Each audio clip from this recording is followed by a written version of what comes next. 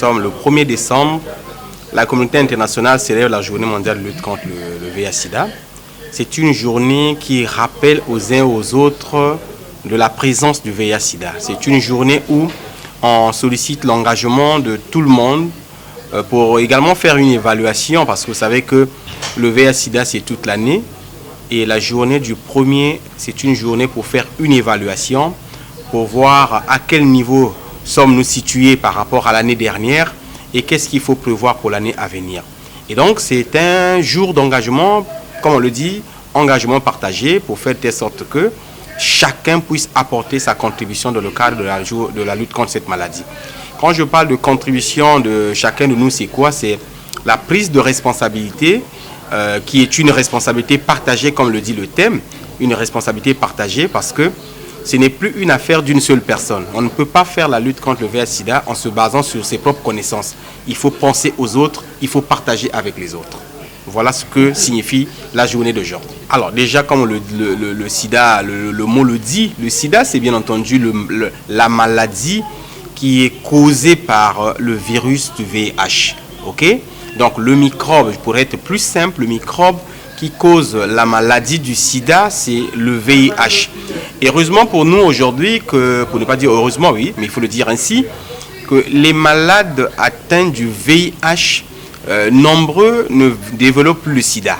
C'est-à-dire qu'on peut être porteur du VIH sans pour autant faire le sida. Mais on porte en soi le microbe du VIH. Pourquoi les gens ne font plus le sida aujourd'hui? Pour certains, parce que la prise en charge est parfois un peu plus tôt. Et puis, pour ceux qui ont l'accès facile aux soins de santé, ça fait que quand on est atteint du VIH, on commence avec le traitement. Donc, on ne vit plus la maladie du sida comme il était question dans les années écoulées. Mais il y en a d'autres qui continuent à vivre le sida parce que parfois qui refusent de reconnaître leur identité. C'est-à-dire que, ou soit on n'a pas pu avoir l'accès à un dépistage pour savoir qu'on est atteint du VIH, et donc la maladie le microbe peut te ranger jusqu'à faire le sida. Donc le sida, c'est la maladie causée par le virus qui n'est autre que le VIH. Les signes, aujourd'hui, il est même difficile de pouvoir citer les signes tout à fait particuliers liés au sida ou au VIH, parce que ce sont des signes qu'on rencontre chez d'autres maladies, si on peut le dire ainsi. Donc, par exemple, vous avez la fièvre. La fièvre, on peut la rencontrer pour un palu. Donc, il n'y a plus de signes directement liés à la maladie du sida comme il y avait de cela quelques années. Aujourd'hui, quelqu'un qui tousse ou qui maigrit peut avoir une autre pathologie que le sida.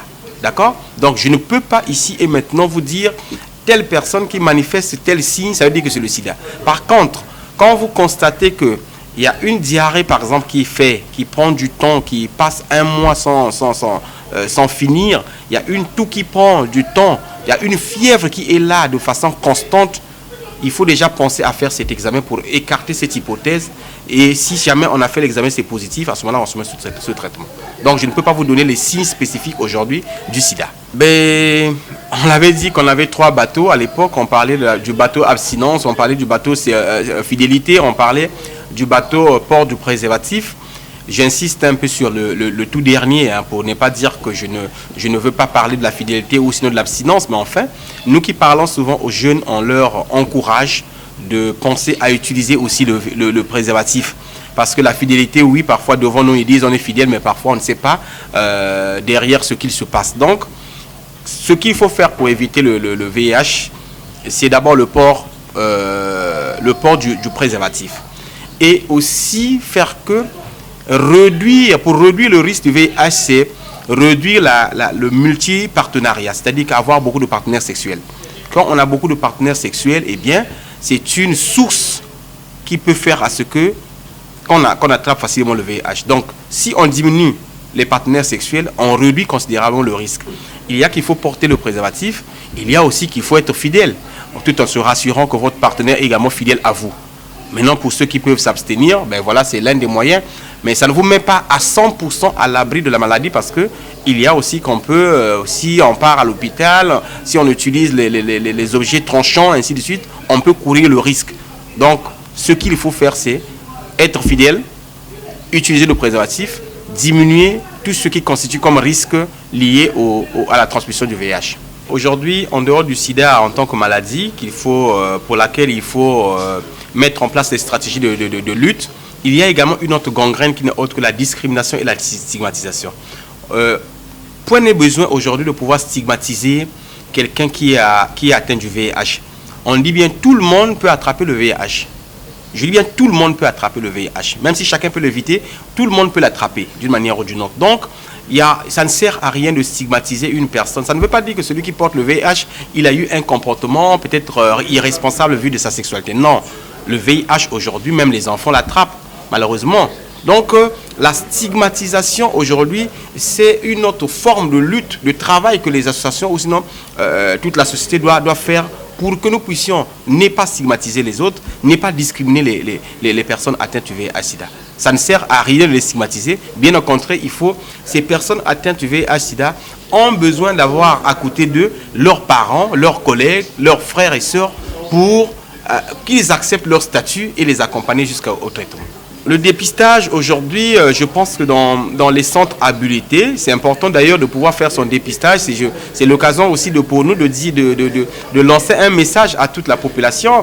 C'est encore mieux de connaître son statut sérologique que de continuer à vivre dans l'anonymat. Voilà, c'est pas un risque, c'est au contraire bien de savoir est-ce qu'on porte le VIH. Parce que si on porte le VIH et on fait semblant de ne pas reconnaître qu'on porte le VIH, eh bien, on court le risque de développer le sida un jour. Donc, ce qui serait important, c'est de faire que tout le monde ait accès au dépistage et tout le monde, d'une manière ou d'une autre, sache son statut sérologique.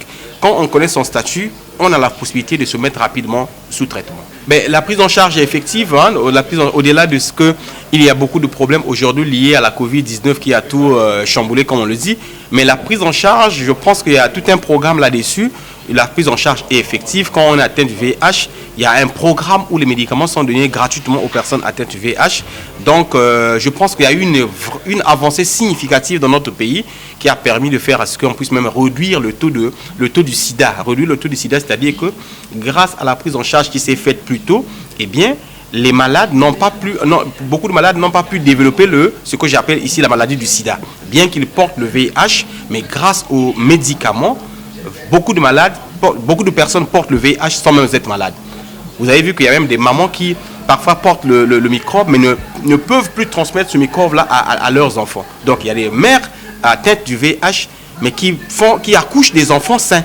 Cela grâce au traitement qu'elles prennent de temps à autre durant toute leur grossesse. Le dernier message, c'est d'ailleurs d'abord d'encourager tout le monde à pouvoir s'investir, se dire que la lutte contre le VIH-Sida, ce n'est pas seulement une affaire d'une association, d'une telle personnalité. À chaque niveau, d'une manière ou d'une autre, chacun de nous devrait s'investir, soit en prodiguant des conseils, soit en participant aux actions de lutte contre le VIH, mais vraiment tout le monde devrait s'impliquer. C'est ce qu'on appelle donc la responsabilité partagée en matière de lutte contre le sida. C'est une question de solidarité autour de cette maladie.